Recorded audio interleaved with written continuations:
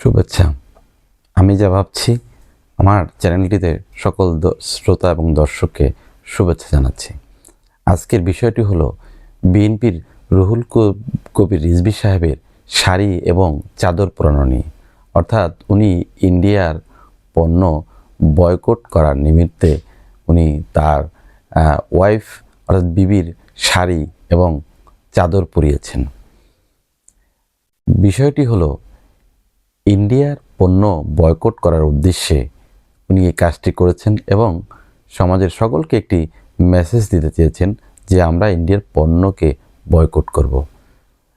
এটি যদি হয় তাহলে আমরা কেন সেই ইন্ডিয়া থেকে আমাদের নিত্য প্রয়োজনীয় দ্রব্য যেমন আমরা চাল আনছি, অলরেডি আমরা প্রায় 5,000 মেট্রিক টনের উপর চাল নিয়ে আসছি, আরও 1 লক্ষ মেট্রিক টন চাল আসার প্রক্রিয়া রয়েছে, সেটি অবশ্য 2 দেশ থেকে, মিয়ানমার এবং ইন্ডিয়া থেকে।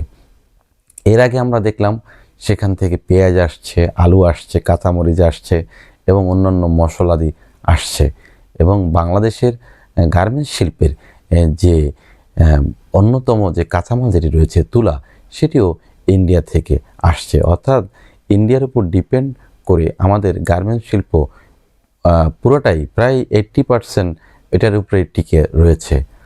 তাহলে ইন্ডিয়ার যে পণ্য বয়কট করার মাধ্যমে যে বার্তাটি দিতে চেয়েছেন এটি তো আসলে একটি দ্বিচারিতা। কারণ লোকমুখে শোনা যায় তিনি কিছুদিন পূর্বে ইন্ডিয়া থেকে তিনি নাকি একটি হার্টের রিং বসিয়ে এসেছেন। তাহলে জনগণকে মেসেজ দিয়ে যারা আমাদের প্রতিবেশী তাদের সাথে একটা বৈরী সম্পর্ক করে সমাজের যে মানুষ, দেশের মানুষকে কি বার্তা দিতে চাচ্ছেন?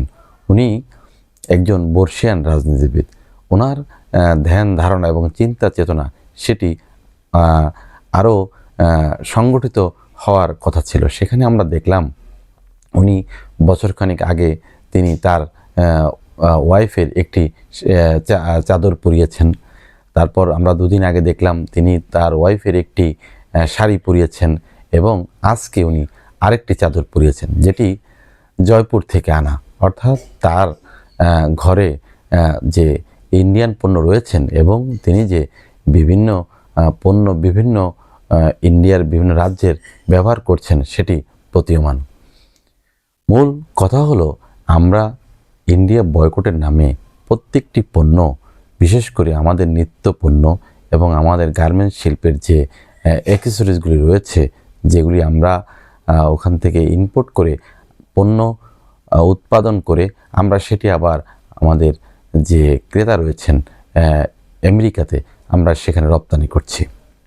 তাহলে এই যে জনগণের চোখে ধুলো দিয়ে আমরা যে কাজটি করতে যাচ্ছি সেটি আসলে অত্যন্ত নিন্দনীয়। কারণ পার্শ্ববর্তী দেশ, তারা দেশ বড়, তাদের ক্যাপাসিটি বেশি, তারা তাদের উৎপাদনশীল পণ্যের যে প্রভাব সেটি সারা বিশ্বে সমাদৃত। অতএব ইন্ডিয়াকে বয়কট করে এবং এই ফুলঝুরি মানে বলে জনগণকে ধোঁকা দেওয়া আসলে এটি কোনোভাবেই ন্যায্য হতে পারে না। বরঞ্চ আমরা আমাদের উৎপাদনশীল পণ্য যেগুলো আমরা হয়তো আমরা উৎপাদন করতে পারি অথবা আমরা এখানে প্রণোদনা দিয়ে কৃষককে আমরা উদ্বুদ্ধ করতে পারি, তাহলে হয়তো আমরা এখান থেকে একটি ভালো কিছু রেজাল্ট হয়তো আশা করতে পারি। কারণ আমরা উৎপাদনে না গিয়ে আমরা কারো দেশের সাথে কোনো দেশের সাথে বৈরী সম্পর্ক করে এই যে আমাদের পারস্পরিক যে সৌহার্দ্য এটি আসলে বিনষ্ট করা কোনোভাবেই ঠিক হবে না। ইন্ডিয়ার প্রতিটি সেক্টরেই তারা আসলে আমাদের দেশের চেয়ে অনেক এগিয়ে।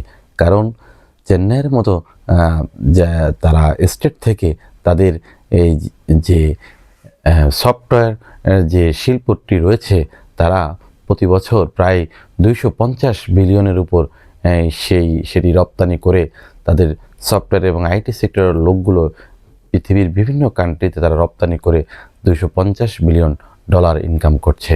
তারা খাদ্যে স্বয়ংসম্পন্ন, তাদের যে ইকুইপমেন্টস রয়েছে অর্থাৎ মেশিনারি যে যন্ত্রপাতিগুলি রয়েছে বিশেষ করে আমাদের জাহাজ শিল্পে, নৌ শিল্পে সেগুলি তাদের ওইখান থেকে আমাদের আমদানি করতে হয়।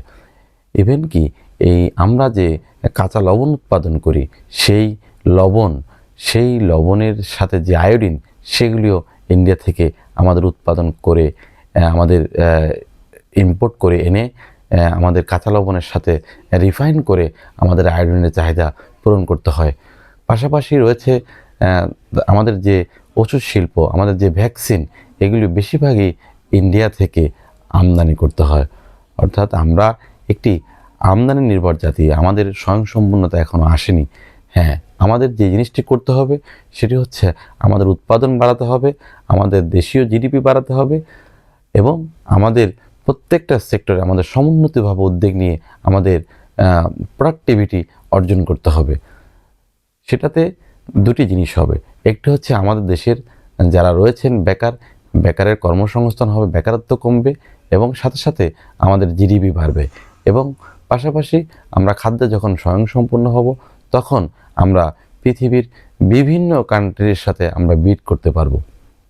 সেটি না করে এই যে একটি বাজে মেসেজ দিয়ে, অর্থাৎ শাড়ি পরিয়ে, একটি চাদর পরিয়ে, তারপর হচ্ছে বিভিন্ন ধরনের উদ্ভট কথাবার্তা বলে জনগণকে বিভ্রান্ত করে আসলে তেমন কোনো উপকার হবে বলে আমি মনে করি না। কারণ প্রত্যেকটি পণ্যই আপনি কোন পণ্যটিকে আপনি বাইরে রাখবেন, আপনার ব্যবহারের বাইরে রাখবেন, প্রত্যেকটা পণ্যই কিন্তু আমাদের আমদানি করতে হয় পৃথিবীর বিভিন্ন কান্ট্রি থেকে। সেক্ষেত্রে ইন্ডিয়া আমাদের একটি পার্শ্ববর্তী রাষ্ট্র হিসাবে তাদের থেকে আমরা অনেক ধরনের ফ্যাসিলিটিস আমরা পেয়ে থাকি। যেমন হচ্ছে এই যে বাংলাদেশে কিছুদিন যাবৎ যে চিনি আসছে জাহাজে করে, সেটিও নাকি ইন্ডিয়া থেকে পাকিস্তান হয়ে আমাদের দেশে আসছে। অর্থাৎ আমরা যে জিনিসটি সরাসরি করতে পারতাম সেটি পাকিস্তানের মাধ্যমে করে আমাদের কিছু অর্থের দণ্ডি হয়েছে, সেটিতে আমাদের কোনো লাভ হয়নি। কারণ পাকিস্তান একটা সময় 22 লক্ষ মেট্রিক টন চিনি আমদানি করেছে সেই 2022 সালেও। সেই অবস্থান থেকেই তারা সেই চিনিগুলি আমাদের এখানে তারা জাহাজের মাধ্যমে আমাদের দেশে রপ্তানি করছে। এটিতে আমাদের যেমন রপ্তানি ব্যয় বেড়ে গেছে, আমাদের আমদানি ব্যয় বেড়ে গেছে। পাকিস্তান রপ্তানি করে সে